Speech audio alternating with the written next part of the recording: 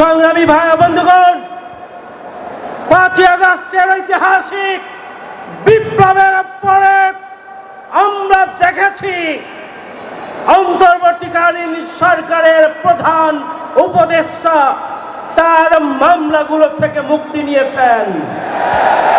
আইন উপদেষ্টা তার মামলা থেকে মুক্তি নিয়েছেন, অথচ দীর্ঘ 14 বছর যাবৎ অন্যায়ভাবে মিথ্যা মামলা মাথায় নিয়ে, ফাঁসির দড়ি মাথায় নিয়ে, গলায় নিয়ে যিনি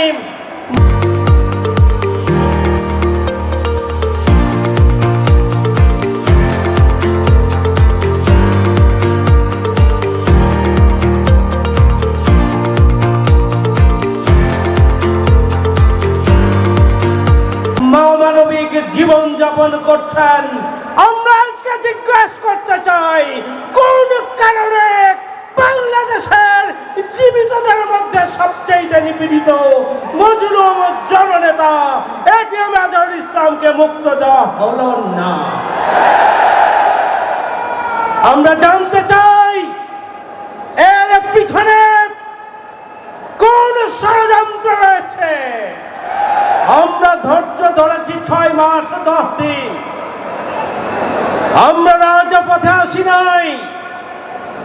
আমরা আশা করেছিলাম অন্তর্বর্তীকালীন সরকার বৈষম্য মুক্ত নতুন বাংলাদেশে বৈষম্যের শিকার মজলুম জননেতা এটিএম আজহারুল ইসলামকে মুক্তি দিয়ে তারা তাদের দায়িত্ব পালন করবেন। কিন্তু দুঃখজনক হলো সত্য, এই সরকার এখন পর্যন্ত দেশের নাম্বার 1 ট্রেডিং অ্যাপ ইউএফটি ফাস্টের সাথে ট্রেডিং করলে থাকবে না আর কোনো দুশ্চিন্তা।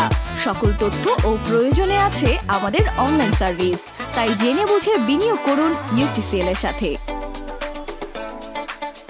আমাদের নেতা এটিএম আজহারুল ইসলামকে মুক্তি দেন নাই। আজকের এই সমাবেশ থেকে আমরা অবিলম্বে এটিএম আজহারুল ইসলামের মুক্তি চাই। আমরা জামাত ইসলামী বাংলাদেশের নিবন্ধন আমরা ফিরে পেতে চাই। আমরা অবিলম্বে জামাত ইসলামীর প্রতীক দাড়িপাল্লাকে ফিরিয়ে দেওয়ার জন্য দাবি জানাচ্ছি। আর যদি দাবি মানা না হয়, আমরা বিগত 15.5 বছর যাবৎ চরম জুলুম নির্যাতন নিপীড়নের মধ্যেও আমরা রাজপথে ছিলাম, বাংলাদেশকে মুক্ত করার জন্য আমরা ভূমিকা পালন করেছি। সুতরাং দাবি কিভাবে আদায় করতে হবে আমরা তা জানি।